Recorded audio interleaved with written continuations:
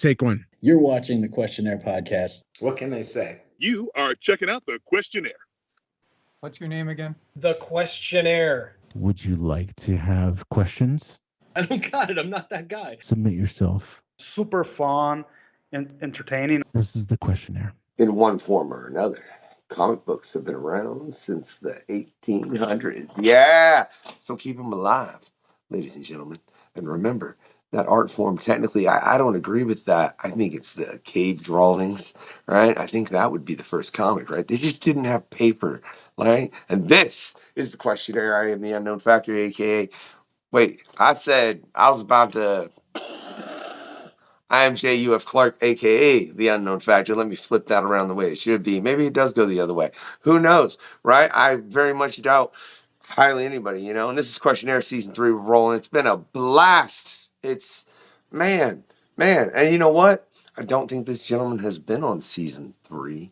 He was on the very, very end of Season 2. But today he's going to come on a co-host with us, Robert Bellamy. What's up, man? I'm here. How are you? You ain't been on Season 3, right? No. I did 2 shows with you. One with Steve and one without. No, dude, you were on that PanCon. What are you talking about? Oh, and 3. That's right. I did 3. Yeah, because that's why, because it was at the very, very, very end of Season 2, and we won't talk about it. Look, things happened. It's fine, but we're moving forward because that is the way, right? You know? All right? Put a little spotlight on a lot of different things. From comics and entertainment, right? I mean, we're probably never going to make it Megatanic because I say things on this show, Rob. And then people like you come on and bloody won't make it worse, right? No, make it. Okay, I'll make it worse. All right, man. But we're going to get into the expanse of a number of things, but I really hope there is no blood. I don't care what color it is. I really, really don't. Duane Murray, don't shed any blood. I can't promise that. I'm done. We'll make the house walk off right off the bat, man. But look, I think it's funny.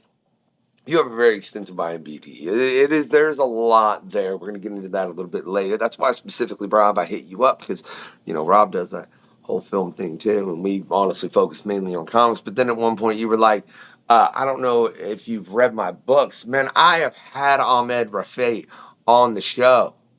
Nice. So, and Power Pals is, I think that might have been why I hit you up. I don't know, man. Life's been wild, Duane. I ain't even gonna lie. I think I might have been like, hey, Ahmed, what about the writer? Because I dig that story. So we're going to dig right into it because until about 20 minutes ago, I forgot that you'd written it because life's wild, man. And I looked at your IMDb and my brain went, oh, yeah. And I hit up Rob and then blah, blah, blah. And, yeah. What brought that particular story to your head, especially with what you do? You know what I mean? Because there's clearly 2 different mindsets. Have you seen that a lot? With what you do as far as everything, you know, that's on your IMDb. Go look at it. There's a link right down below if you all want to go look. Yeah. It came from when I used to spend time in LA. I used to actually do the thing a lot of Canadians used to do, which was go down for pilot season illegally. Hope you get something, and then if you get something, they pay for the permit and all the visa and all that stuff. But you'd go down and I guess technically it's not illegally because we're allowed to be there for 6 months less a day as long as we don't actually work. So it came from that, and it came from I was on a kid show for a while called What's Up Warthogs, and that was a show that it was a show that I thought like I don't know if I want to do this anymore, but even though it brought me some success and stuff. And then I imagined what it'd be like if this was like a 90s superhero show. And then the idea just came to me about these guys who start to be the heroes they played on TV, and it gets them back their old fame, and then they're doing it for the wrong reasons and all that. But yeah, the touchstone was the time I spent in Los Angeles, and still do. I just don't spend as much time as I used to. And just that comment. Before, I feel like I need to tell Larry you should edit something. I don't know if that's illegal or not. We need to check something. But before that, I want you to check out our sponsor, Studio Comics, real quick. My bad, I do not. To restart this whole commercial because people could probably hear Pokemon in the background. Please check out this amazing promotion that we have prepared with the questionnaire. I'm the unknown factor. This right here is the obscure fragment. Are watching this show? Yeah, I'll do editing with the questionnaire. So we've edited this awesome commercial together, y'all. 90% off. We are not giving 90% off. No, I mean 9. How about 20? The only thing that you have to do is enter that code that you have right there. 9. No, 20. 10. How about 20? I'm printing your comics today with Studio Comics Press. Just use this code right here, right here, right here. Look, I put it somewhere. All right, it's probably actually right here, right here, right. It's right under your chin. It says Quest 24. That code you gotta enter in our website, and then you will get a whipping discount of 20% in any of the items or products that we have on the website. 9. 20. 9. 20%. 9. All right. 9. He wants to give you 9% off. I, as well as Alfonso over there on Studio Comics, want to give you 20% off. You can get it right there with this amazing code. Just enter it right here. Yeah, just right there. There. Use that code over at Studio Comics to get 20% off. Thank you very much. This is a special one for all our friends of the questionnaire. Type in Quest 24 when you check out, man. You can figure out the percentage you'll get right then because it'll show in your order. Yeah, right? 9% off. It's 20%. The Questionnaire, the best current comic book podcast existing around. So happy to have Studio Comics as our very, very first sponsor. Say Studio Comics! Studio Comics! Don't forget to share, like, subscribe, and do all the stuff that you have to do. I'm the Unknown Factor with the Questionnaire. Make sure you check it out. All right. So with that, real quick, like I said, you can get 20% off. I had to think about it. My boy was messing around, right? And we're right back. Now, with that, why the superhero route? Is it, and what route do you, let me see. Do you think you've seen people when you were there in Hollywood? Like if they did that, do you think they'd do that? They did. Well, there were if you Google it, there are stories of sort of these vigilante types that would put on costumes and go out and fight crime in costume. I just added the actor part to it, but it also came. It's sort of what sparked it is. I don't know if you know this, but in that space there was a big fight between all those people that dress up illegally as the costume characters. There was a giant brawl and the police came and all. It was big. It was on the news. It was a big thing. And when you watch it, I don't know if have you ever seen the documentary about the guy who was Superman on the Hollywood Walk of Fame? No. And his friend who was the Batman who claimed he was a Secret Service agent. It's a crazy documentary. But so all those pieces, obviously in the comic, I just used it for the spark. I used it for the spark to set those two on their journey. But all that stuff happened. All that kind of stuff happened. You broke my brain with like because I don't even know where to go with that. Because what do you mean, like the Batman said he was a Secret Service agent? What? And then there was a whole fight that broke out between all the guys that dress up illegally as characters to where the cops had to, like you're supposed to be there being superhero. Like I hope it was a villain that threw the first punch. Can you at least tell me that? I think it might have been Elmo, to be honest. I think Elmo might have been the catalyst of it all. Knew he would be involved. I knew it. Elmo started shit. I don't know. But yeah, if you can find it, there was like, they got thrown in jail. It was a whole big deal. And I was just in LA recently, and there were only like 2 or 3 characters. There was a Freddy Krueger so I don't know if they just cleaned it up because there was nowhere near as many as when I used to go down there. How many is that? Used to be like 40, 50. Used to be like, you'd see a Hulk, you'd see Transformers, you'd see Batman, Superman, Wonder Woman, you'd see everything. And this time I went, there was only 3. You think it's because maybe they just started traveling? No, I think because it used to be Times Square too, but they might have cleaned that one up too. Those were the two places where they would congregate, and they would do that. They would take a photo with a tourist thinking, oh, it's just this is what they do. But then they like ask for a tip and they'd ask for money, and it got bad. So I think that's probably why they broke it up too. I mean, that's fair. If you have a sign out front, but like that, it's like, but if you take the photo and then it's like, hey, pay me. Yeah, yeah. And that's the kind of stuff that was happening, I think. So this inspired a comic book that is lovely, by the way. I love the story you crafted with that, but inspired by true events. You should put Yeah. that on the comic. Beginning, yeah, exactly. Yeah, I'd sell more. Like, But and at the root of it, it's just about two friends. Like it's a buddy comedy, and I miss even in the movie where we're talking about movies, they don't make those anymore. And I used to love buddy comedies in the '90s and even in the 2000s.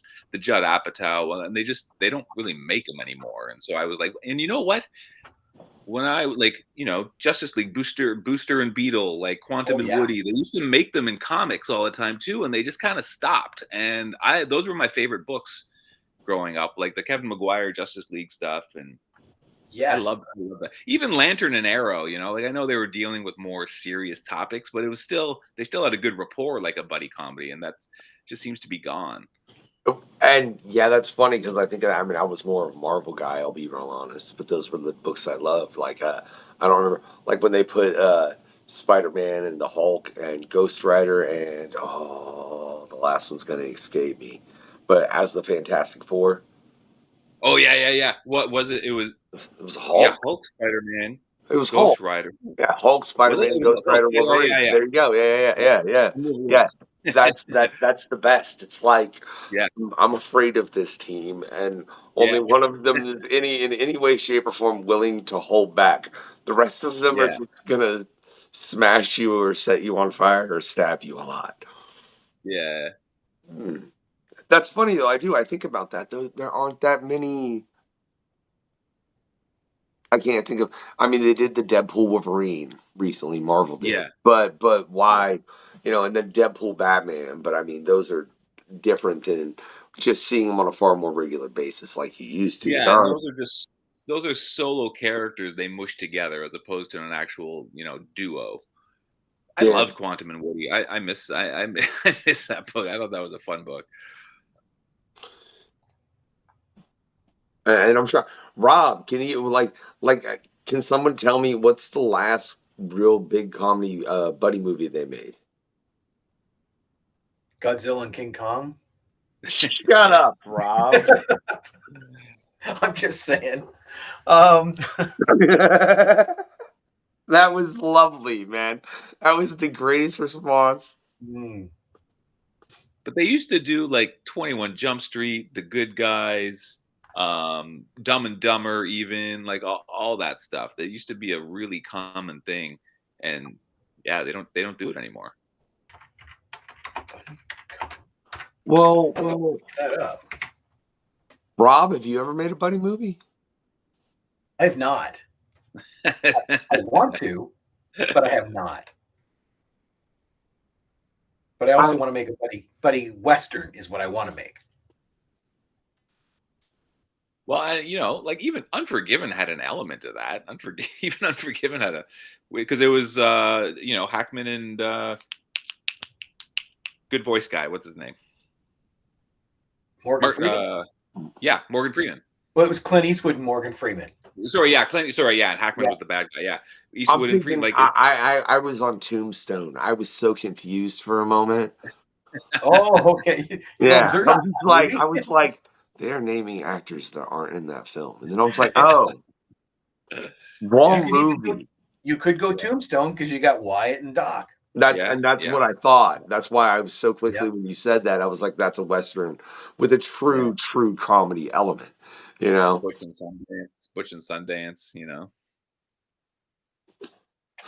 It looks like there is a new one out. Jason Momoa and David Bautista called The Wrecking Crew. There you go. Well, that's intriguing. Yeah. It's interesting though, because what always made buddy comedies work was that they're opposite, right? Like that's Channing Tatum and Jonah Hill. Like those An two odd are kind of couple. the same. It's kind of the same. They both do the same shtick. So I'd be curious to see how that works. Hopefully a good writer. I You think it was in know? the 90s. One of my favorite buddy movies that came out was called The Hard Way. Yeah, yeah, James Woods and Michael J. Fox. yeah, yeah. Now I must see that because I don't think I ever have. Well, I Oh, want dude. Michael J. Fox plays an action star who wants to get this cop role. So he shadows a real cop who doesn't want him around. Well, even think of what was it? Schwarzenegger and Danny DeVito. You know, Twin. yeah, exactly. Yeah, Yeah. yeah, that's yeah. That's a Classic. great. That's Classic. weird to think that So that doesn't exist as it used to. no, and so that's why I did it. Like I always enjoyed that genre, and so I liked it in comics, and it really doesn't exist in comics anymore. So yeah, that's why I wanted to do it. Sort of pay homage to that time. I know the most recent Buddy film now that I think about it. I mean, it should be obvious. There's a poster on my wall right over there, and that's Deadpool Wolverine. Yeah, yeah, yeah. It's true. Yeah, Okay, you that literally is. said it earlier. Yeah, yeah, yeah. Yeah, yeah. And look, Well, look, I wasn't thinking about the movie though. I was just thinking about the comic, yeah, the which comic. Yeah, I mean, and it was hugely successful. Like that, it works. So I don't know why they stopped. man, maybe because they wanted to make them lower budget, or they were made lower budget, and now everything they want to make it a higher budget is what I mean as far as when Yeah, they're making Hollywood. Because think about it, it's either done to streaming to some capacity, or it's they dumped so much money into it they either have to write it off because it's a huge risk, yeah, yeah. or just do something strange with it, you know. But the films that are really focused on anymore nowadays, I feel like are films that are around $100 million to make. Yeah. How do you because you made a comic, Dwayne, that I would say if you wanted to make it as a film, Yeah. you could. Yeah, I mean, you're not going to require that kind of budget, you know, which is No, and interestingly, that's this idea was a film idea years ago, with a friend of mine, and it was just an idea. I didn't have any sort of there was no script, there was no story even, with just this idea of these two guys, and we made the teaser. I don't know if you've seen the teaser on YouTube. I made a fake True Hollywood Stories teaser for these characters. yeah. Yeah, if From you when Google Dark Horse Who Are the Power Pals on YouTube, you'll see it, and it's and it's a video I made as part of a pitch for Ivan Reitman, actually, years ago. And back then, like I didn't know how to pitch, I didn't know anything, and just it came around where I was like, you know what, I want to make this. I want to make this as a comic because these were the comics that I liked. And so I wrote the story because I didn't have a story before. I just had characters, and yeah, put out the comic. And now I love seeing the rumors. Like there was an eBay listing that talked about how there was a rumor that Ben Affleck and Matt Damon were attached to be the Power Pals. I'm like, no one's told me. Yeah. That's the kind of rumor you want. Yeah, it's a great rumor. I wouldn't mind if it grew, but yeah, no one. That's the first I'd heard of it. I'm sorry, man. Broken All I again. think is that's some really good casting. Like Yeah. from reading that comic, I would so watch that movie. I would watch that movie. If for some reason like either of them can hear this or somebody can get to their ear that watches this, yeah, Ben Affleck and Matt Damon, that would be Yeah. phenomenal for the Power Pals, and it would so work based on where they are in their career. And I mean, Yeah. they've both been in superhero films respectively. I don't think they never made Damien a superhero. No, Damon. I mean, he did Yeah. the Bourne movies were kind of super, but yeah, get Kevin Smith in there since Ahmed worked with Kevin Smith. It's like reuniting the Dogma duo basically, and do Power Pals. Sure. Oh, that see if you throw that director in, man, that's even you did you just so let's take all that out of your head. If you could cast it, who are you casting it? Is that just what you're doing? Is that or are you It where was are you ba- really it, going? so like a big influence on it for me as well, just for story wise, was Pineapple Express. And because Seth Rogen did Green Hornet, I always thought Seth Rogen would be a good Derek, but and then Alex to me, the sort of modeling visually was actually Jonah Hill and Channing Tatum. So Jonah Hill is that sort of shorter guy type, and then Channing Tatum is that more classic hero type, and Alex. So those were the visual cues as well for Ahmed. So any sort of duo like that, I think would be great. That's and if you could pick a director. I mean, Kevin Smith makes sense, like it's a lot of people have read it and said it feels very Kevin Smith, which is interesting because I'm not as Kevin Smith gets a little raunchier than I do. I tend to go really light and then PG, and but that So it is he that is could do it. very true as far as the Kevin Smith comparison. I can see you getting that, but exactly what you said is very true. Because yeah, I've read Quick Stops and I've read Power Pals both respectively. Yeah. And yeah, you think there's ever a cross that people say that because of the comics and the fact that Ahmed draws them. I think so, and Phil Hester used to draw Kevin Smith's other Clerks books, and Ahmed's work looks a little like Phil Hester's work, and so I could see how people could just sort of blend it all together. Phil Hessler drew Quick Stops. No, he drew the old Clerks book that Ani Press put out. You remember Ani put out a Clerks? Yeah, Yeah. it's up there behind me. Yeah. That's funny. Phil's been on the Because show. Hester drew his Green Arrow, so I think it all gets. I need to recollect that one. Yeah, but Phil's been on the show. Great guy. Like absolutely. Yeah, and an art collector. I'm curious with you though. You always wanted to go into comics, or at what point was because obviously you're into comics with the conversations we had. Like, look, you knew it was the Hulk. You've read comics your whole freaking life. That's all Yes. that boils down to. Because Yeah. I hadn't said that one yet, right? Yeah. Like what led you down your path to acting and then decide to go into comics? Like what's that story, man? That seems like it's kind of intriguing. I know it's intriguing. It's weird. Yeah. So I've been in comics my whole life. Like I've read them my whole life. I was a big time collector. Uh, and then for a while, I was even kind of an advisor to a producer on independent comics before the big boom.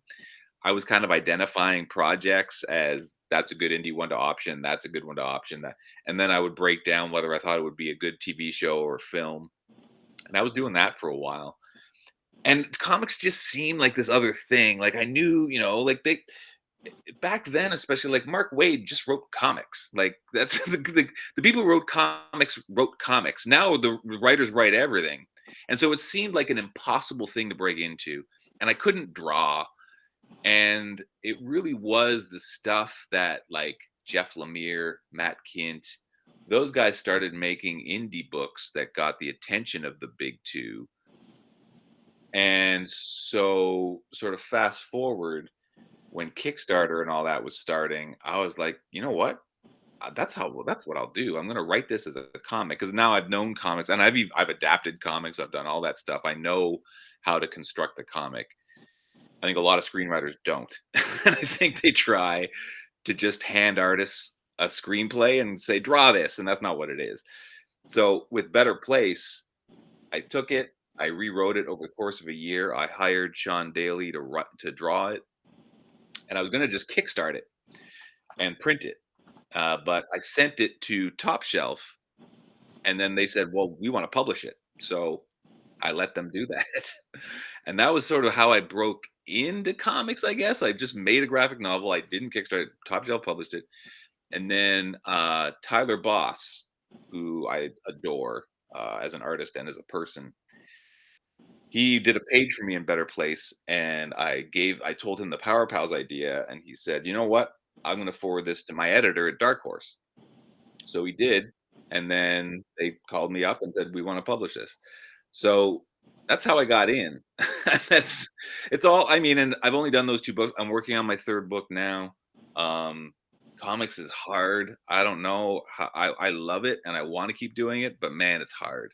It's hard, and it's not like it used to be. Like it used to be, if you had a successful graphic novel and a Dark Horse series, you'd get something, at Marvel and D. You get maybe a backup story, no one's calling me, so I don't know if it works that way anymore, but it seems tough. It seems tough to break in like to that level of work for hire stuff. But I'll keep making books as long as I can. Rob, I told you to shut up, and then you really shut up, and you ain't asked a question except Googled stuff. And it's funny because I specifically brought Rob on because I'm like, hey, he makes independent films. I'm looking at his IMDb, and then it's like turned to nothing but comics. But I mean, it's what. And then part of me like And wondered. you know what? It's kind of the same path. Like I went to school for acting. I went to school for acting. But I was always making films with my best friend and writing partner, and we always used to make little films. We were testing. We got one of the first XL1s when the XL1 first came out, and we used to do camera tests by doing scenes from Brian Michael Bendis's torso. So we'd shoot scenes with that, and so it's sort of the same thing. Like we were pitching, we were writing, nothing was really happening, so we just started making films, and they got picked up by distributors, and we put those out, and now he's show running his first TV series in about a month. So that is sort of the same thing. Like we tried a bit at each thing. When people didn't accept it, we just did it ourselves. I don't always recommend that, but You have more control over what you do that way. Yeah, and you'll learn a lot faster too. Like it's like you learn fast when it's your own money and you're putting it up, and budgets, and how to get your day in and how to sort of work around. You had a plan for 5 setups, now it's 3. Like you just got to work quick on adapting to that stuff. And I did it with comics. Now I'm just wondering who you're telling to quit, Rob or me. No, if you've come this far, then you're good. You're good. I'm just saying, Rob, because respectively, but that is a balance too, man. I mean, and Rob, man, same for you for that matter, because he runs cons, makes independent films. You're acting as well as making comics. And I'm pretty sure you can check Rob's interview. And I'm pretty sure I asked you that question, didn't I, Rob? Probably. Probably. All right. I mean, fair enough, man. There's a hell of an interview back there with Rob, though, as well as the Pancom was very interesting. Pancom was bloody crazy. You probably don't even remember it because it was like, I don't want to say how long ago that was filmed. We're just going to leave that at that. Back to my question. How do you spin all those plates? Wait, are you can I get personal for a minute a little bit? Not just all right. Like what's your kid's situation, all that? Like you got all that to deal with? How do you spin all those plates? One at a time. Like I'm not Jeff Lemire. Jeff Lemire has about 10 plates going at the same time, and he's amazing, and I think he's a genius. He's a buddy of mine too. I adore that guy. I work at one thing at a time, but like it's like I push this a little bit forward, then I move over here and I push this a little bit forward, and I have a daughter who's 8, and my work output took a hit once she came along, but she's also the light of my life, and I drop everything for her when she needs it. A lot of it too is I'm not young, and so I've been working on a lot of the stuff. I'd sort of brought it to a point already, and so now I'm just sort of pushing it to the end. It's basically like I have all these things at this point, and then it's like, okay, which one am I going to get money for? This one. Like I just got an advance on my book, so I'm like, okay, that's the book. I'm focused on that book until I get a call. If I get a call to go act in something, I take it, because that's what pays the most for the least amount of myself. The good thing about it, so that's why I stopped making movies. I stopped making movies because it was just too much and no financial reward, at least not enough for amount of work I put in, because I was producing, I was writing, all that stuff. But acting, I show up, I do it, and I leave. It's not my thing. And so anytime the phone rings for that, that's what I do. And otherwise, I'm trying to move usually books along. But I wrote a play that's getting a reading in a month, a live thing. So I'm just constantly doing stuff. But it's not like I have 1,000 plates. It's like one plate at a time. And then before I go to this plate, I stop this plate and I take it down off the thing and I put it back on the shelf. And then I spin the one plate. Like, I'm not spinning 70 plates. I can't do that. I didn't know you were allowed to take the plate off and put it back on the shelf and go and Otherwise it spin breaks. another plate. I don't think. Yeah, no. Like, what? Yeah, otherwise it breaks. You don't want I'm the plate. shocked too. I can't believe this. Yeah. I mean, Rob, you feel like no, you have to spin this one really hard and make sure you keep spinning while you go and spin. You have to do a circus act. What are you? Yeah, How are no. you? I am. Yeah. I see. I look at the plate. It's like, a plate's looking pretty good. I think I'll take it down and I'll put it back on the shelf, and then I'll come back to it later and put it back up and spin it again. But I don't leave it spinning, because then that's a disaster. Then they all break. Sadly, I'm with Jay on that. I get 6 or 7 plates spinning, and I spin one fast so it'll stay going while I'm over here working. If it starts to slow down, jump over. I go. Jump over there. Yeah. No, I need you to teach me how to take the plate down. I put those plates, I wrap them in bubble wrap, I put them in a box, I put them away. What Rob said.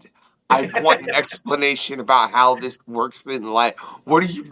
I got a 6-year-old too, man. All right, so tell me, oh wise one. That plate is always spinning. The 8-year-old daughter plate that's always spinning. That one I do have to like run over and keep it going if I see if it's about to fall down. One does. That one's always spinning. I have a bone to pick now. Yeah. Looking at your questionnaire. And Rob, I hope you agree with me on the point. I know you didn't get that, man. Absolutely. Answer. Right. But no, you'll know here. I said, I hope you agree. Wait till I say what I'm talking about, Rob. I mean, or you don't have to. That'd be hilarious. Co-host always agrees with me. And it's a rotating co-host. I had to agree with you. I also potentially don't remember what I answered. So this might be fun. Well, it's words to live by. Oh, okay. What were they? Oh, I don't remember. Just do it. the Nike, I just do. It's true. And yeah, it's true. I believe that about everything. You can't put the plate down. What's wrong with you? Yeah, you just do it. You put the plate down. You just do it. You do it however you can. I believe that for a lot of things, because people ask me stuff about, oh, I'm worried about this. I'm like, you can always just take it back. Like I'm always of the mind of like, do it, and then whatever happens, you sort of live with it. And if you made the wrong decision, don't make it again, or switch courses. Do you know the origin of Just Do It though? That's the big thing. Was it in that Prefontaine movie? I feel like it must have been in that movie. No, the guy who invented Nike. It was invented for Nike, but the marketeer that put that whole collection together, remember the story of a killer in, what was it, 77 on death row. And when he was asked, what are your final words? He said, just do it. And they killed him. Yeah, well, and this might kill me. So who knows? What? Hey, man! Oh my gosh! Too much learning going on. No, it's fine. It's fine. You know how these quests go, Rob. You've been on a couple. They take vast turns, and sometimes I look over at the questionnaire and I'm like, really? That was your answer? And I've asked. There's a couple different versions of the questionnaire. You can go over to the website, which will have the address, which might change here soon, and you can check out all the pre-show some of the pre-show questionnaires. Eric's catching it up. Much love, Eric. And there's just a lot there. We're gonna have them all up. It's a process, but no one has said like you want to live in Gotham. Like people have often chosen places to go die. Okay, like it's pretty common for that question for someone to choose a place where they're gonna not go. They're not gonna live long. All right, that's what's gonna happen. You chose Gotham. You're trying to live 5 minutes. I love Gotham. I love Gotham. Anytime I like Phil Hester. I'm an original art collector, and I'm a sucker for a Gotham background and a piece of art. Like I love it. I commissioned Gerhard of Cerebus fame to do this Gotham piece, and it's just Gotham buildings with a tiny little Batman in it. And because I told him, I was like, I want this to be Gotham. I don't want like a big fancy Batman. I want to see the buildings. I want to see like those hot air balloons. It's awesome, and I love it so much. And he's amazing. His art. He's incredible. Oh, Absolutely incredible. Now I'm intrigued to see this piece, to be real honest. Like that's. I bet if you Google Gerhard Batman Gotham, you might be able to find it. It's incredible. It's an incredible piece. If you look at the cross hatching in it, it's just nuts. That's so. You were writing for you got into comics. Why there was clearly a period where you weren't thinking about doing comics. Am I correct in that? Yeah, no. And not that I didn't want to, it's that I didn't think it was possible. Like it just seemed like this other thing. Like Hollywood and filmmaking, that all seemed more possible to me than comics. Comics just seemed like this. I didn't understand. I don't know how Mark Waid got his job. Like maybe you've asked him, but I just don't know how that worked. Because now they'll pluck people out of film and TV, right? They'll do different things. But at the time, I didn't know how. No, it's not that one, but that one's too. Hold on. Hey, Rob, can you just send me that image and go back and don't do that again? That's not mine, but that's a good one too. You have any idea the editing you're causing, Larry? Yep. I'm gonna turn off screen sharing on this damn app. I swear on my life, man. I'll do it. That's not the one? No. Well, don't please. Hey, look, for that conversation, I just had to cut somewhere. I don't know where. Man, I don't have to cut nowhere. Actually, Larry has to cut somewhere, which is amazing. But now I got 30 minutes. There's a picture that we were discussing, and at some point that got cut off because I needed to remove access to people that joined the show, apparently. Yeah, I'm gonna it's cool, Rob. It's bound to happen sometime, man. You know, they took down Skype on me. And it hurt my feels, right? They did. They killed. Look, this show used to run on Skype, blood, sweat, and just like a little bit of heat and pressure. You know what I mean?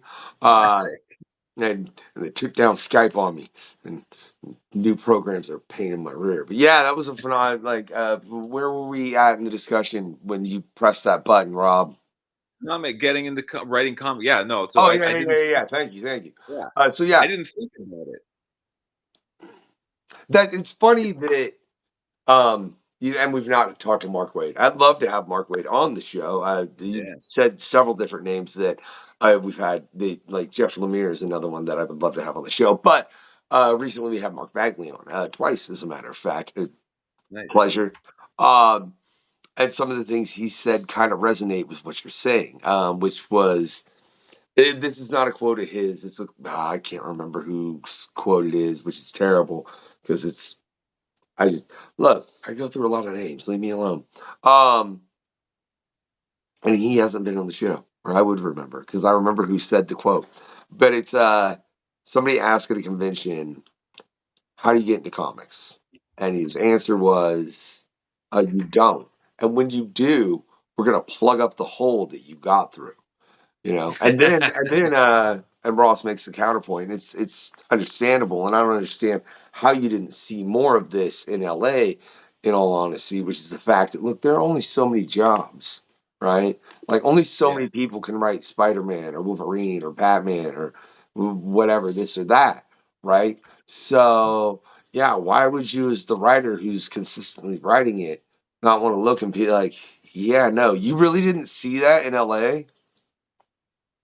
What's that? People that there's no jobs? No, people that like were clearly the whole aspect of oh, you've gotten it. Now I want to plug up that hole because I want to try and just people that were trying to essentially find ways to keep other people out so they could keep their job. Yeah, but you know, I don't know. Like, I think because I came out of theater school and right away I got like an acting agent. Uh, it just seemed easier. It just like that stuff seemed easier, and the independent film thing happened, which also made it seem like, well, you know, you just got to get into Sundance. Not that that's easy, but I could see the path. With comics, it was just a mystery until guys like Lemire, even Bendis with his crime comics, like until guys started making indie comics that truly broke in. The problem with me too is like Bendis, even though he, you know, art's not his thing, he could still draw, he'd still make his comic. Lemire, same thing. He made his own comics. I couldn't do that. I can't draw. And so it was just it wasn't that I didn't understand how to get into comics if you could draw. It was those writer only guys that I like Roy Thomas, like I just didn't understand how you did that. Whereas with film, you can make a film. You just gotta you rent a camera and you get a few friends. Unless you can draw, you can't really just put out a comic on your own. You need artists, and that's they were a mystery as well to me in the sense of like the artists that were doing comics just seemed like they were already doing comics. It's not like I could call up Kurt or what's his name, like Brent Anderson on Astro City and say, "Hey, man, do you want to draw my comic?" Like that Yeah, just no, didn't. no, you can't call him up unless you want to pay him a fairly large sum of money. Well, that's the thing. Yeah, that's the thing. Like you probably could have, but you'd be, and I didn't have that kind of money, so it just didn't. I didn't understand. I just didn't understand until at conventions, and I go to Artist Alley, and I'd see people, you know, very talented artists who are also trying to get into comics, and I still paid them, but not the same as you know. Even Ahmed, when I found Ahmed, I found him through his web comic that he was doing, Diary of the Astro Nudes, and that's how I got him. And then it's funny because Power Pals was supposed to happen earlier, but then Kevin Smith called him, and so I got put in the back. Kevin. So I think Kevin Smith owes me, and if he can get Ben Affleck and Matt Damon, Yeah, right. he should. That's what should happen. Full That circle. That's like the best. Yeah, sorry I took your artist, man. Here's Kevin, or here I'll direct your film. I got Ben Affleck and Matt Damon Yeah. agreeing to do it. You know, the funny thing is Exactly. though, I specifically heard something from Matt Damon recently where he's like, they don't make films quite like what you said, the buddy comedy or like Yeah. smaller, like there is no more Good Will Huntings. I don't think so much anymore. You know what I Wow. mean? Being made like that. So, Yeah. so if you can get them a real solid script in front of them, they might be like, you know, or at least Matt Damon. I don't know about Ben Affleck because I'm not saying anything. I'm not saying anything any kind of way. Just to be clear about Ben Affleck, I love his work. I'm a fan, right? I know there are people that absolutely hate him. I don't really get it, but there are people that are famous that I really think get hated on. I'm like, why? Yeah. I think that might be the whole, like, you don't pay attention to people's personal lives if they're in the entertainment field, unless they're. Yeah. That's all I'm saying, right? And I think that became too much of that. But yeah, that would be a phenomenal payback. Yeah. Jeez, oh Pete, man, I can't even think of a better one than that. Rob, ask a random question for me in relation to your experience and what you do, and you would know things that I don't. Okay. This is going to be on the film side, though. Yeah. How is it working cross border like that, especially on the independent side? Because a couple friends that I've had have gone over and not had much luck. Yeah. So I was wondering, like, And I haven't either. Don't get me Oh, wrong. So when I work, it's really weird because it literally is just geography. So I can work on American things as long as I'm here. I can, I can write for American companies, and I've done a lot of that. I've done a lot of script doctoring. I've done a lot of. I developed a show for Netflix, but I did it all from here, even if they're American. It's when you step on their earth that becomes a problem. And I had a bit of that with a couple script doctoring jobs that were with some bigger companies that are very above board. And then one in England even, and then it's just a lot of these companies have Canadian subsidiaries, so they just go through them. Like it's not easy, and it's not something like anytime I went to LA, I never got anything. So part of it is just getting relationships and stuff like that. So then when you come back to your own country, those relationships still exist, and you can still work something out that way. and in the digital age, it does make it a lot easier. Absolutely, and that's it's cheaper to make something here anyway, and then if you can get a distributor that gets it into the States and everywhere else, and that's fine. I so weirdly I wrote this international thing. I wrote an animated film called Iggy the Eagle, and I think it's Orlek Iggy in Polish, and it's a Polish film about an eagle who forgets how to fly. And it's about him trying to in the whole world of eagles trying to fly again. And it's coming out February 6th, and I didn't even know that. I had to find it. But it's one of those things that I got through this producer I worked with, and the Polish company hired me to do like an English translation, but it's in Polish. It's so weird, but that just shows it. And I did that all from here. Did you just say that it's in Polish, but you wrote it in American or in English? Jesus. In American. It was in American. I wrote. Man, let's be honest with the way this country is right now. It's developed its own language. I wrote it in Canadian, and then they got an American to translate the Canadian into an American. No, yeah. So it was in Polish. It was in Polish. They sent it to me basically like with a bad Google translation, and then to rewrite it as the way we would actually talk. But in doing so, I was noticing little structural things because that's what I do. I story edit and script doctor. And I just said, just so you know, I think you should maybe fix these things too. And then they brought me on as a writer. And so I wrote it with the Polish guy. And there is an American version. They're trying to get Javier Bardem and Penelope Cruz to do it. But I don't know if they have their American cast yet. But it's coming out in Poland in Polish in a week. Huh. So they're going to get two American actors with the thickest accents. Yeah, voice work. Okay. I guess that's good for international though. I don't know. Yeah, that's what I thought that was interesting. But you can find the English trailer too on YouTube. If you go Iggy the Eagle, you can find English trailer, then you can find the Polish trailer, and it's this animated film that it's like I don't know if you remember like Pete the Dragon and the Old Mary Poppins. So the characters are animated, but the backgrounds are all real, which is kind of cool. Oh, I like that. Yeah, it's really cool. I like that. Look, I'm a fan of Roger Rabbit. I'm so annoyed. Yeah. Well, yeah, that's the best of it. Yeah. Yeah. Well, no, and I was so annoyed when the Coyote versus Acme got, but apparently it's getting released, is what I've heard. I don't remember if it's they didn't. I thought they had something locked down for it. I even know I know Eric Bauza, who did the voices of those things, a lot of them pretty well, and I don't even know what's actually happening. But I think is Warner Brothers bringing it back? I don't know. You tell him my son wants to see it. Okay. I think he does too. He gets paid a lot more if it comes out. So there are children out there that want to see that film.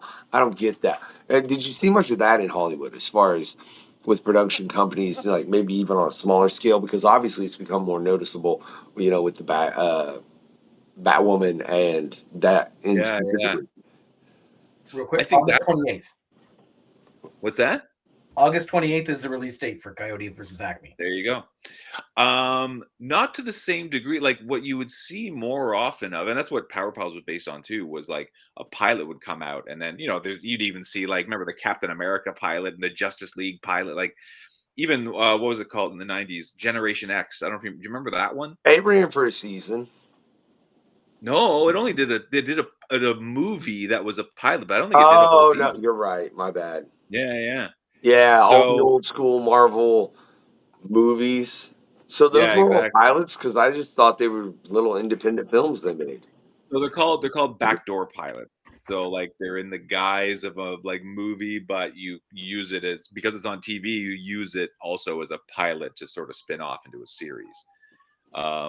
But I don't think it's to the same degree like the Batwoman situation, all that, where these giant streamers are trying to write off these massive movies. Like that didn't quite happen. I think they would always shoot pilots and not air them. Like that was normal. But the sort of finishing a whole movie and not putting it out after putting that much money in it, that didn't happen. Like that's pretty new. Stuff gets killed all the time. Like, Mouse Guard, the comic Mouse Guard? Peterson is his name. It's really good. And it was on the way to being an animated film, and they put a lot of money and stuff into that, and then they pulled the plug.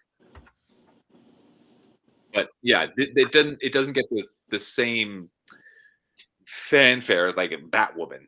That was huge. I mean, that's true, because I know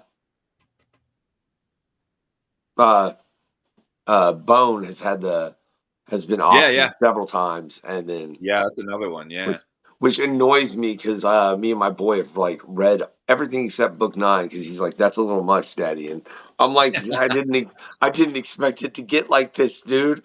I really didn't. And he's 6, and I thought about I thought about it, like, if that story would, like, if you would have started issue 1 today and got it monthly, he'd been 4 or 5 years older. It'd have been fine. Yeah, exactly. Right? But, right? Rob, you ever canceled any movies for tax reasons? No. No. Yeah. He's lying because he's on tape. No, I can officially say that, because everything I've done has been self-produced except for this TV show that we just did. So everything is mine. So do you think, Duane, I'm curious, the way that streaming has changed the industry? And we've discussed this. This is the PanCon you were on, Rob. Yep. God. I've only been on the show twice, dude. Like, that was whatever. Do you think it's affected how things are, especially with you bringing up like the movie things that they did and all of that? Because you can't do that. I don't think you could do that with a Netflix or Amazon and put out. I mean, I guess they could. I guess that's they don't. Huh? It's changed it. I mean, it's changed it massively. It's basically taken out the middle class. Like, obviously the big blockbusters still get made, and indie films still get made, and they go to Sundance, they get, middle, but it's those mid-level films that are just gone, like Goonies and Sneakers and like all my old favorite movies, they're all gone. Look, I don't think Mallrats, unfortunately, would have got made today. No, there's no way in hell. There's no way in hell. Yeah, which is kind of Clerks sad. would have. Clerks would have, because that level film still gets made, and especially in the horror world. In the horror world, you don't need stars. You can shoot cheap, and you'll get it on Tubi. You'll get licenses for it, because it's also I was naive too. Like when I was making independent film, I thought licenses were a lot bigger than they actually are. So you put a bunch of money in, then you get the licenses. Like, oh, $3,000? Like that's not a lot of money. I imagined it was like 6-figure deals flying around. That's not the reality. The reality, without those stars and stuff, is you're getting a few $1,000 per thing. And if you're getting an exclusive on like Tubi, sometimes it's pay to play. So you're only getting, they'll take it on their platform, but you're only getting paid for how many people click on it. And 3 cents a view. Yeah. And so I did a small film called Red Rover. It's on Tubi and it's on Amazon Prime and all that. And I still get my royalty checks from that. And I'm the producer. And they're like, $200 for a quarter. For like 3 months, I get like a $200 royalty. The film costs more than that. Yep. So it's truly for the love of the game. Like you're not making money on that stuff. You're just hoping that you build up a catalog and you build up experience, and then maybe you get your shot at directing a big film in a work for hire situation. But if all you're looking for is control of your own stuff, you just got to accept that it's going to be for the love of it, because it's not the way to make a lot of money. You can make money, but it's not easy to make a lot of money doing that. Same as in comics, by the way. Same as in comics. I still, I got an advance from Dark Horse. It wasn't even enough to cover how much I paid Ahmed as an artist. So it's just, I'm taking way less of a hit than I did when I was making films. It's just funny you say that, because look, I think it's entertainment across the board. I don't think it's necessarily. I think it's everything, and I could really start saying some things that we're not going to get into, because then you get into. I don't want to. I just really, really don't want to. But it's the fact of the physical media being removed. I think, and not to bring up Matt Damon again, but I'm going to bring up Matt Damon again. You brought him up first, Duane. You did. But it was another thing he was saying was the fact that films aren't made. Huh? I love Matt Damon. No. And he was in Marvel films, man. He just never played a superhero. He was like the dude acting in Thor, I think, as Loki. I'm not quite sure, though. Yeah. But he said the DVD sales is something that drove those films as far as mid-level films. And now that's not like, look, if you're buying DVDs at Walmart, it's in the $5 bin and it's massive, and they are films that are at least probably 10 years old, in any case, probably more. I mean, sometimes you're getting things from the 80s and such, like, oh, great, Princess Bride, Ghostbusters, whatever. You can find these things in your bin at Walmart. Goonies, yeah, exactly. Yeah. Streaming, and it worries me because I'm a musician as well. So I see my Spotify. Yeah, what do you get? Like a 0.4 cents a play or whatever? I don't want to talk about it, man. I don't want to. I don't want to. Based on the fact that if you look, I have like literally over 1 million plays on my music collectively, based on how we distribute it. I don't want to talk about it. Okay. Yeah. I don't, and it worries me that with the existence of streaming, unless we create and somehow put up the physical media and get a market for it ourselves, which is a whole different thing, then no artist is going to end up getting paid, man. I don't like reading comics digitally. When people send me digital comics, they better catch me in 2 pages. Yeah. Because I hate reading on my phone. If I got a book, you probably got 10, right? Yeah. Right, you got to get 10 pages before I'm like, and I might even finish the whole book before I'm like, I stopped. I'm not continuing that series. You know what I mean? And that's, if it's digital, it's not long. And comics is still, it's the last thing that has that. Like you said, in music, you used to be able to play a show, open up the back of your van at the end of the night and sell CDs for $10 a pop. I have DVDs of some of my older movies, because that was the thing. That was how you could get financing. You would do, it's called pre-sales. So you would pre-sale your theatrical distribution, you'd pre-sale your DVD sales, and then you'd pre-sale they were called windows. So your first window would go to like a cable movie thing, like an HBO. Then your second window would go to like a lesser version of that, and then there'd even be third windows where you'd sell it to a really bad network or a TNT thing, and that's how you'd finance your film. That's all gone. Yeah. Netflix came along, and I gotta say something else. On everything, because you said Sundance, but you know what? I used to watch the Independent Film Channel all the time growing up. It's how I discovered movies like Pi. All right, which is crazy, and that director's next film scarred me for life. And I love Requiem for a Dream. Yeah. I love that film. Yeah, but oh my god. Yeah. Oh my god, dude. Not rewatchable. No, it's not. I don't want to. I'll rewatch Pi again and again. It's phenomenal. What sucks is Aronofsky. I don't know if you know this. Like, he just put out an AI film. with Time magazine about the Civil What? War. Yeah. If you look up Aronofsky, Time magazine, Civil War, he put out these like Civil War, they're little shorts, all AI. It's I'm disappointing. so saddened by this, but here, let me sadden a little bit more. Like I said, that's how I discovered Pi. If you go look at the Independent Film Channel now, have you seen it recently? No, I'm out of that world. Look, I mean, because my mom's got Dish Network, and I go over to my mom sometimes, and everyone's, and I seen it one day, and oh God, what was on? It was a Hollywood like 80s film. I can't honestly remember the title. And then I went forward like several. I think The Thing was on there, right? Nice. Like John Carpenter. Yeah. Yeah, but I don't know that I would consider that IFC. No. That's what I'm saying. Well, it's on the when it was made, Independent it was. Film Channel. Because John Carpenter was an independent filmmaker then. Yeah, for sure. So technically, it's an independent film. Yeah, it's like Romeo. George Romeo, this thing, right? Like, look, Rob, that should have stuff like that you make. Put The Thing on TNT. Don't you are smiting yourself with that with those words. I think it should be on TNT, but it is still an independent film. Same with Halloween. Halloween's an independent film.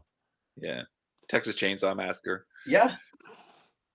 Yeah, but when they reach that kind of commercial success, they no longer belong on IFC.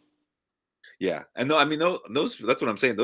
All that stuff goes to Tubi now. You go on Tubi, and that's where you're going to find all that low budget horror stuff. Is all on Tubi now. Anybody can make it on Tubi. They play Birdemic on Tubi. Yeah. That's all I'm saying. Yeah, no, you can. You can literally, like, as long as you get on the right aggregator, they'll get it on Tubi. And like I said, then you just get paid per click. That's it. Wait, are you telling me I should put the show on Tubi? You could try. You get the right aggregator, and they'll get it on. Larry's gonna be like, dude, you want me to upload this another place? I'm like, just do it, Larry. All right.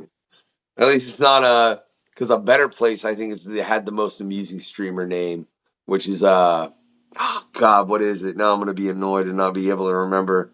Which is funny because that's Vincent Pereira, and he did the comic A Better Place, and he also directed the film. He's also someone that was in Kevin Smith's film. He's Goldie in Clerks. That's really weird how that all linked together. And you have a comic called Better Place, and that's really a screwy web there.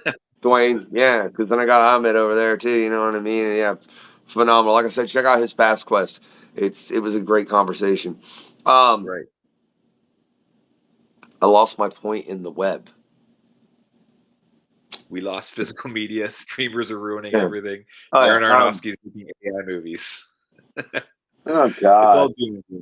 But what I was saying, like we, at least with comics, like I still, partly why I wanted to make a comic, to be honest, when I was making films, DVDs are gone. When I was developing TV shows, there is nothing.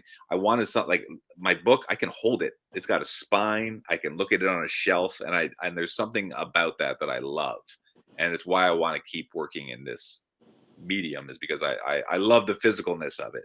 See, and that's for me, gone from movies. It started way back in the day with VHS. I used to have a massive shelf that all my VHSs I love to display. I still have it with Blu-ray. Yeah. But there's that collecting, that ownership. Yeah. Because even now, the biggest thing is, if you buy a digital copy, you don't technically own it. No, you licensed it. You've licensed it as long as they hold the license, you get to watch it, and that's it. Yeah. Okay. So this point was made on the PanCon, and I think it's very intriguing. I love that you're on this show right now, Rob. I really do.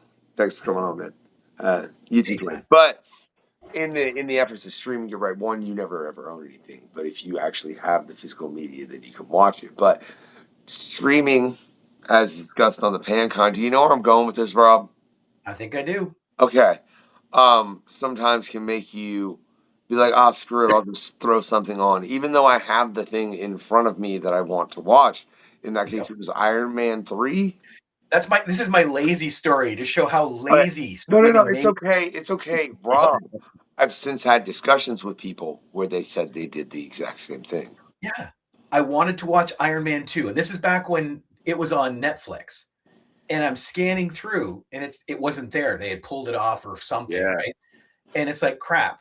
I have it on the Blu-ray, like right beside the television. I Yeah. watched something entirely different, so I didn't have to get up. That's wild. I bought because HBO was pulling everything off their site. I went and bought this. Oh, because excellent. This is one of my favorite TV shows I've ever seen. That is phenomenal. And if it goes away, I may never watch this again, but I just want to be able to, because 2 of the best episodes of TV I've ever seen were on that series. So I love how it picked up after the comic. yeah, it was great. Yes. Yeah, I don't think they should try to adapt that comic anymore. No, that was fantastic. What they did with it was great. And Yeah. Oh, absolutely. The end bothered me a bit because everything else was so comic book accurate. Why mess with the end? But literally, and it's so sad to say, they dumbed it down for the movie audience, and it works. Yeah. I mean, I think that's something you'll always see in any comic film when you're going with the larger ones. I mean, specifically, Now, in that, I'm curious. In that, man, with you writing, you've written screenplays, you've written comics. What did you find the difference in that format? Because we've had individuals that have written for TV as well as written comics. I think Olivia Briggs is probably the main one that pops to mind. But what is there a different balance? Because when you're writing a comic, the one thing you don't have to concern yourself with is, oh, how much will this scene cost if I do something incredibly stupid? You know what I mean? Yeah. Like, I can blow this car up and it's not going to cost me a car, right? Yeah. But that's the main thing that I've heard. Is there anything else in that balance that made it to where I'd say that there are sort of the biggest thing I found in writing comics is, and this is very inside baseball writer head stuff, comics are very A story focused.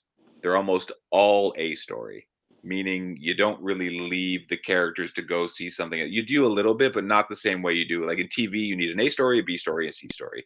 In film, you want an A story and a B story. In comics, it's pretty much all A story. And there's something about that I really like. Like it's why if you tried to take a comic and treated it as storyboards, you'd have a 40-minute film. Like there's not enough there to fill up an entire sort of 3-act structure story. It's why I think in general comics actually make better TV shows, because they're far more serialized. So that's the big thing that I noticed is when I first was doing my comics, I was overwriting them because I was treating them more like, and it's why when you look at Kevin Smith's old comics, they are so overwritten, and I think that's why. There's brilliant, like Ta-Nehisi Coates is a brilliant writer. His comics, I can't even make sense of them. Like it is a different thing, and if you don't truly know comics and how they are, they're very difficult to write in the sense that you need to be so efficient, and you need to trust in the artist and how much of the story is being told that way, and so you don't have word bubbles that fill up an entire panel. It is different. I'm lucky because I just seem to know comics well, but it's definitely not a simple transfer over of storytelling. To me, it's a completely different thing. I'll add one thing to that too, because I write a comic every year for my Comic-Con. Nice. And this year, like about a month ago, I just wrote a comic for the TV show. And it's a very different animal because the Comic-Con, you got cartoony characters, you set up motions. I'm running it based on the show, so I have to balance what each panel is going to show to make sure that it still flows and it's not jarring. Yeah. So I find that different. You're dealing even with things like page turns. You're talking about like, oh, what kind of feeling do I want when I turn the page? Like that's how you control the camera, so to speak. And keeping it on a 2-page spread. Yeah, exactly. Like I've found I'm not able to do anything about it at times, but it's like, oh, I actually wish I'd made this a page turn so that it was a better reveal than, oh, they've turned it. They've already seen the payoff, and now they're going to read and get to it, but they've kind of already seen it because you don't avoid looking at the other page. It's cool. I love it. I love the math of writing. I love like structure stuff, and I love getting my head into how stuff works. And I'm a big writer nerd, so I love all that stuff. But I think, like I told you, when I did Better Place and it was successful, I had a lot of filmmakers I knew saying, "I want to do that too," and their idea of it was like take a film script, give it to an artist, and they'll make a comic for you. And it's like it's not what it is. It's a completely different thing. Yeah. That's. Can I say from that though? I really want Kevin Smith to do you that favor and line that up because no, man, I thoroughly enjoyed that comic. I really did. Like Thanks. I honestly. I need to go and pick up the graphic novel. So I ain't picking up no more floppies, man. It's gonna be real limited. These things take up too much room. Did you ever? Yeah. Does that just make us old, man? So I'm the same. I when I was collecting, I'm like, I'm gonna be floppy forever. I am always gonna be a floppy guy. I'm not a floppy guy. I'm just not. I'll pick up my friends' books to support, but otherwise I'm a trade person. And even then I'll usually buy trades and I'll usually like give them away. Like I keep a very tight bookshelf, mostly of friends' books and other stuff. I'll read like Saga. I see your shirt. I read the whole thing, brought it to the used bookstore, traded it in for something else. Like I didn't even keep Saga, and that's a fantastic book. There's very little I keep. I just look. I want this cat right here, right in my life. I'm serious. I can't tell you how much. The only time it would fail me is when Christmas came around, and like I said something about Santa, and it goes lying, and I'll be like, "Buddy, I'll be right back," and I have to take the cat, and I'll be like, "Look, this one time, shut up about it, all right? Like, I'm not telling you to shut up about it. I'm just telling you this just this one thing." And then Easter rolls around, and I'm like, "Son of a." Right? With that in mind, there's a question I've been wanting to add to the questionnaire. Right? Well, one of the 3 questionnaires we sent out, like I said, to anybody that wants to check, man, there's a couple. So, you don't just have a bunch of guys answering the same questions because that would get really annoying and repetitive. But what I've been planning on adding, I want to hear your opinion on based on the fact you brought up my shirt. Let's say you can pick the pet of like a hero or somewhere in the world, like Lion Cat and Crypto, Jeff the Shark, like anyone you can think of, you can pick one for a pet now, right? Duane, where are you going? I'm a cat. I mean, I'm a cat guy. And who is it? Is it one? Did Wonder Woman have a cat? Did she have a Wonder Cat or something? I feel like Super Friends era Wonder Woman. I'm thinking. I feel like someone had. Yeah, because I know. Oh yeah, I don't know that. I know in the recent film they did, I think it's a guinea pig or no? I think it's an actual pig. Oh yeah, you're right. In the DC Super Pets thing. Yeah. And then is it someone had a cat? Maybe it was Shazam. No, Shazam had a bunny. I don't know. Supergirl. That's who it is. Supergirl as a cat. Streaky the Super Cat. There you go. That's who would be my pet. Is it Kryptonian? Streaky. Possessing abilities like flight, strength, and speed. It's got to be Kryptonian. Yeah, and it's orange, right? Is it an orange cat? Yep. Yeah. That's my cat. That's my cat right there. I'd show you, but we worry about Larry. Or I'd pick Garfield. Hey, look, man, Rob, don't make him like he's spinning enough plates. Dude. I'm so proud. It's so crazy. I brought him on as an editor, and now he's over here dropping a book I'm about to pick up at the comic shop with him and Eric in not too long. But that's phenomenal. So, with that, and what you said about comics, you made headway quick. I mean, you got to Dark Horse, right? Which is because that's.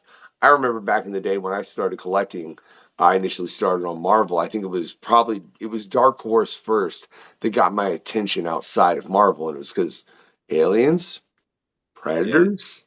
Well, the Dark Horse Presents series, RoboCop. Yeah, it was really those two that got me though. I went, that one with the film, and it's funny. I seen that film, and then I was like, Mom, let me get this comic, and I was pretty young. And I think I might have been a little too young for that comic, if I'm going to be frank. Yeah. But you know, if you watch the movie and then you read that comic, it was like these things are not the same. No. Yeah, like very, very much so not the same. But what's your goal, man? You act like do you? Is there something with the big two that you look at? Is there I'd there love one? like a character? Yeah, that you're like I want to pin it. Yeah, Aztec the Ultimate Man. I want to do. You don't know Aztec the Ultimate Man? Grant Morrison. Grant Morrison wrote it with Mark Millar when they used to write together. It went 10 issues, and then Aztec joined the Justice League. He joined the Grant Morrison Justice League. I think issue 6 or 7. But I loved Aztec the Ultimate Man. I love weird, obscure characters because then you can do whatever you want and nobody bothers you. If you would have named him, you were obviously clearly, like I said, way more of a DC guy. Kind of like I get that vibe, huh? Or did you just read No, I everything? would even. You know what's crazy? I read everything, and like, so if I was going Marvel, I mean, I was a huge Punisher fan when I was a kid, admittedly, but I was also a big Speedball fan. Remember Speedball? I was a big On purpose? Yeah. I love Speedball, man. And I was a big Alpha Flight guy because I'm Canadian. So I'd also, that's the thing. I would love to do an Alpha Flight thing. If I had to pick a team book, I would do Alpha Flight in a second. I love the Stephen T. Siegel Alpha Flight. Like the John Burns Alpha Flight's classic, but yeah, the sort of Department H Stephen T. Siegel Alpha Flight in like the early 2000s, I loved that series. I thought that was amazing. I need to buy more graphic novels. Bendis killed Alpha Flight in one panel. I don't remember that. I wrote to him. I got very angry because he killed Alpha Flight off in one panel. He gave them one panel. It pissed me off. But I'm a big Alpha Flight guy. I don't think I read that book. I know. Yeah, I know I didn't, but I love it's like you were offended by the fact they just got smoked in one. It makes me wonder, like, if somebody's reading Invincible and really, really getting into it, and then that final moment comes, like, I wonder if there was anybody that was so pissed they didn't read the comic anymore. Maybe. It's like the Red Wedding. like the Guardians. The Red Wedding did that for some friends of mine. They just stopped watching Game of Thrones after the Red Wedding. They're like, I'm done. I'm out. That's weak. That really is. What is IVF? What? IVF. Oh, IVF, in vitro fertilization. So that's my child was born through IVF. And it doesn't get talked about a lot. So that's a thing, that's a thing that my wife and I went through, and we were realizing, like, this is a thing that's actually pretty common, but doesn't get talked about very much. Yeah. And we were finding like so many couples that were doing IVF and it failing and all that stuff. So that's a thing that I am shocked how many people go through that process and it's not talked about more. I'm shocked by that. I find it interesting because I've had 2 separate friends go through that. Yeah. They were friends. Right. But neither knew the other was doing it. No one talks about it because there's a weird sort of shame to it that we notice too, that I'm not ashamed of it. But yeah, it's super common, especially as more and more people wait till longer to have kids. It becomes harder to have them, and people go through the process and no one talks about it. And the plastic probably doesn't help that's in us all. I mean, there's all sorts of Yeah, I'm just saying. I bet that, like, I bet all the things that are now in us as human beings probably aren't helpful in regards to that. I had like IVF. The crap is IVF, and I always had to like, you don't get to talk about. That's interesting though, because I think it is. You're right. There is a very much stigma around it. Whatever, man. You know what? Absolutely. You know what? I'm gonna go to what Rebecca Lee. Well, this came from Rebecca Lee Gardner's quest. Don't be afraid to scare the normies. I don't care what the topic is, unless you get into a topic where something needs to be done, and those topics are honestly fairly few and far between. You know what I mean? I'd like to think everybody knows where the line is, but there's a line for a reason, right? But other than that, yeah, talk about whatever you want. I think it's weird the social stigmas we put around certain things, especially like that, because it's what you wanted to have a kid with a girl. Do it. Like, okay, it's available. But I think it's funny you say you had 2 friends that did that, Rob, because I think I talked to 1 person in my life about them doing that. It might just be the fact, like you said, nobody really speaks of it. But No one I talks find it about even weirder because I only have 2 friends. There you go. Like, Sorry. Couldn't so resist. wait, Steve? No. I hear that can get fairly costly. yes, it's one. We're lucky in Canada. Well, and so it's like 10 to 20 grand each time you try. And so luckily here, the Ontario government paid for 1 round. And so we did a round, and our daughter came from the last. So we got 5 embryos, 4 of them didn't work, and our daughter came from the last one. So if that didn't work, we would have been done because we can't afford that. I mean, it's crazy how much that costs.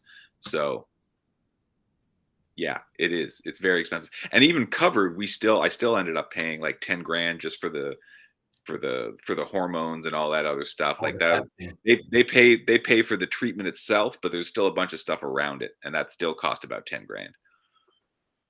It's I don't know. I don't think. No, don't get me started on that. There's a reason that I, as Killer Factor with my brother, Mr. DKB, have a track called Flesh Wound and Die, and it's not what you think. You know what I mean? Yeah. That's all I know. Just like the medical system, and it seems there are 2 systems. I'm about to get a little political. Anybody mind? I'm in Canada, so it's a different Me too. I'm good. Great. I'm the only one getting assassinated. I mean, unalived. My bad. We're on YouTube. I can't use the whatever. Right? It's the 2 things that shouldn't be for profit, which is like the justice system, no, and the medical system. Those 2 things should not be for profit. Like the second they are, the second you put a corporate mentality on those things, you hold us back as a society. I'm always amazed and have to remind myself that exists in your country. The fact that the bigger one, like I've always known the medical system was for profit, and that blows my mind. I think it's crazy. The fact that your justice system is, I can't the fact that the jails are for I can't wrap my head around it. Like, never mind the medicals, I can't wrap my head around that. Like, it just blows my mind. I don't understand how that's allowed. It's crazy to me. Like why it's allowed, why corporations are allowed to run prisons, and why just the sheer why, is that what's in your head? Yes. Yeah, it It's should be crazy. in every American's head too, is all I'll say as an American. But but but I don't know, man. I have opinions. Do you want to get that political? We could get real. We can take it weird, man. To where like y'all are in Canada, I'll be the only one in trouble. Great. The main reason I found for it is because of pure capitalism. Government feels it's not a fund that they have to pay if they can have someone else do it for them as a job. I can't say that in case I do that, so that's a different point. I honestly feel that because that's why the government right now is trying to offload a bunch of stuff like that, saying the government shouldn't be funding it, let private people do it. Yeah, it's crazy to me. It's really crazy. Yeah, I don't agree with it 100%. Wait, so y'all's justice system isn't privatized? Is that what you're telling me? No. Just the lawyers. No. Whatever, man. That's whatever. Yeah. Smile and nod, buddy. Smile and nod. Look, man, sometimes things make me hurt my head because I'm under the firm impression that part of the problem is the fact that people are more inclined to sit and watch a 3-minute TikTok than read a 13 to 24 to whatever page, even if it's a comic. You know what? It is necessary to read. And that's the other thing I think is very important. What's your opinion on that? Because I think that comics are a great gateway to lead children to reading novels, and more than that, it's a good middle piece before you go to just straight pages with words, right? I don't feel like that exists anywhere else, but I feel like the entertainment media is creating 3-minute segments because because they're like, oh, we got your attention for this, and it's ruining people's brains to where they're not ready. Dude, this all hurts my head. Duane, thoughts? No, I agree. I'm a fan of long form entertainment. My daughter loves comics. She reads them all the time. She'll read Dogman. She reads Babysitter's Club. She reads Smile. Like she loves comics. And now she also reads Captain Underpants. She'll still read like a Nancy Drew. Like she also reads books. She reads both. Like it's we meet parents who are worried that it's like that there's a graduation involved, like that they're going to be stuck on comics and they're never going to read more than that. And I'm like, well, who cares? First of all, if that's what if it's Still reading. But I don't know. My experience is that's not happening with my daughter. She loves comics and she loves books. She does both. And so, yeah, I don't know. She also is adorable because she'll go to the movies and watch the whole movie. Like their friends get up, they can't focus. She just sits and watch a movie. Like she loves it, and she tells people to shush when her friends are talking during it and stuff like that. She's a very focused kid. I love it, and I'll tell you another embarrassing story like that. I went through a period where all I watched was reels on YouTube. You know, you would just flip and go and go. Like 4 or 5 months I did this. Sat down to watch a movie, and 10 minutes into it, I couldn't sit still. Yeah. My brain had been reconditioned. I had to unlearn the reel. Yeah. I hate it is right now. I get a bit down about that when I hear that, YouTube's become the biggest sort of screen platform more than and it's just watching shorts, and I'm like, I'm an old man screaming at the sky, but I'll always be a long form person, and the world is maybe going away from that. But I can't look. Okay, because I cut reels for the show. It's the one part of the editing that I do. So there's little bits from all the, and I got some things where you can check them out on Instagram. Little bits from. But a lot of the episodes, look, I need more time to edit, whatever. It's a lot balancing all this, and I love the team we got over here at the questionnaire to make this show work for y'all. But it is I think the little bit of the real, if people see that, if it got them to come and watch this show, that the conversations that have been had on this show and the information, because we have had so many different great creators and actors and just people of all ilks that are very much the minds of the creatives. And the fact that the short form content, it's worrisome, because if you watch a lot of films, like if you look at things that are in film and in entertainment from the past, you ever notice they show dystopian societies and everybody's watching little short segments? No one's sitting and watching. Yeah, like the only dystopian society I can think of where they're watching something long is Idiocracy, and I don't want that movie that they were playing at the theater. See, okay, I'm glad you guys both caught that and knew the movie. Yeah, I'm good. I want to know whose butt it is and why it's farting. You know what I mean? We're just saying, right? So it's worrisome one way or the other. Do you think, what do you think will happen with that as far as curbing that? Because I think it was Rebecca that said she feels like, especially with AI, it'll just end up curbing back, and we'll get to the point where we're going to be more discerning as a society of what we entertain our minds. Or do you think that it'll be a thing of where the dopium from that, because that's exactly what it is, and especially if you're giving a kid a cell phone. And look, if you're giving a kid a cell phone to sit and scroll TikTok for hours, I don't know what's wrong with you. You're ruining their brain. Literally, I'm not saying that. I'm telling you, there are scientific studies by people probably way smarter than anyone that's ever been on this show. Me, definitely, but probably way smarter than anyone that's been on this show. I say that with knowing there have been some people on this show. You know what I mean? Do you think it'll go to that, to where everybody's just hooked on dopamine? Are we going to dystopia? Are we going Star Wars or Star Trek, man? That's what I'm asking here. All right, because one or the other. It's I think it's going to go more Blade Runner than either of those two. Yeah, I don't know.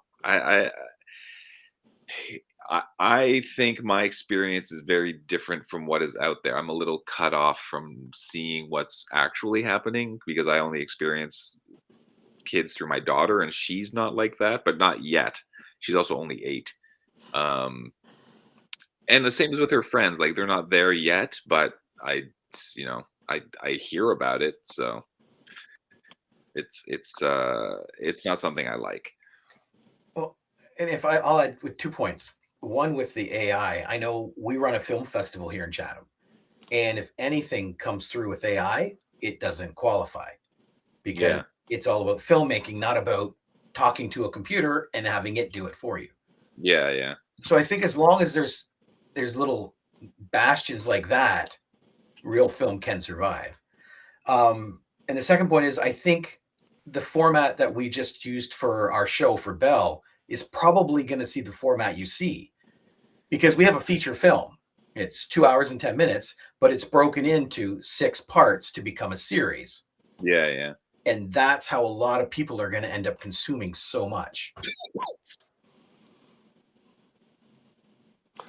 It's worrisome. I feel like it'll drive our attention spans to nothing, but I don't want to digress into this anymore. But I do definitely want you all to check it. Look, I didn't read A Better Place. I won't lie. I didn't have a moment. I really want to though, man, because like Power Pals is phenomenal. It was a book that there's in the things that I've really read recently.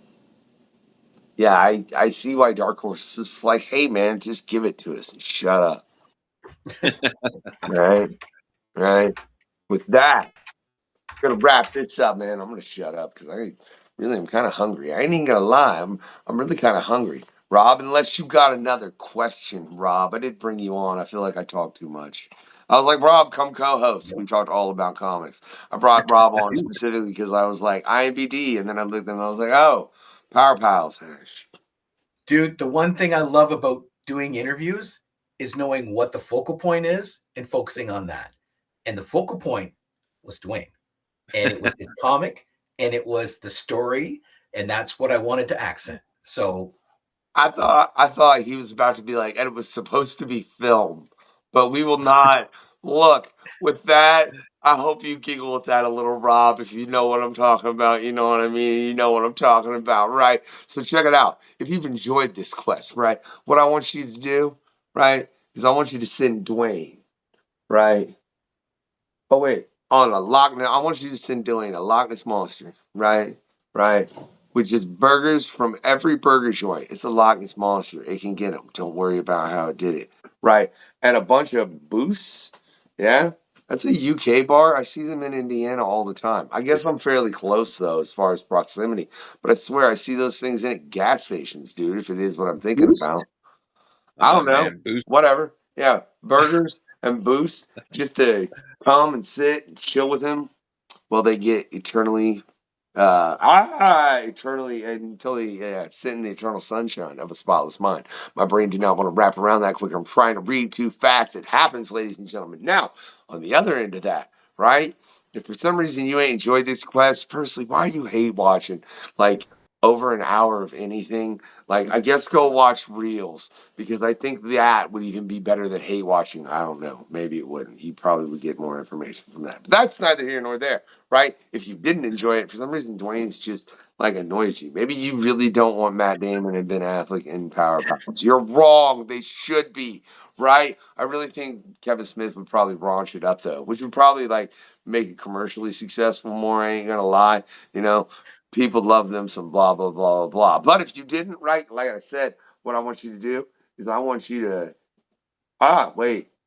Just ghosts, really, dude? Why people? Don't get basic on me. Now I gotta make it worse, but like I really, really do, right? Just all the spirits from 13. No, from House. Wait, yeah, 13 Ghosts. That's the one I'm thinking of, right?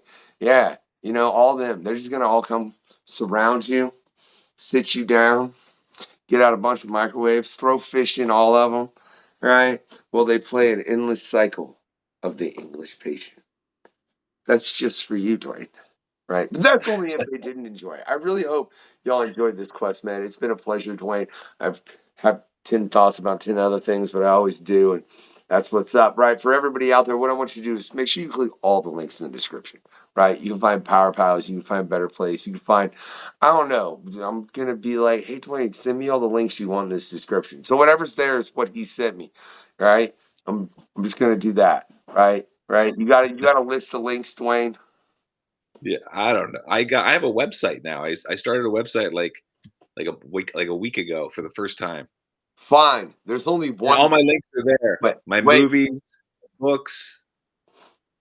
All right. I was going to say there's only one link, but that would be correct. There's only one link for Duane. There's also like other links for all kinds of other stuff, right? Besides that, I just want all y'all out there to do 3 things. 1, always get your Comic Con. 2, frankly, I lost my thumb, and you can give it a thumbs up. You cannot give it a thumbs up. I just hope you enjoyed it. Besides that, have a good night, Thanks so y'all. much for hopping on board and listening to the questionnaire. Keep a listening out to these crazy guys. The questionnaire. I missed something. Like and subscribe. You're drunk. Go home. Thanks for checking out the questionnaire. Don't have a good day. Have a great day.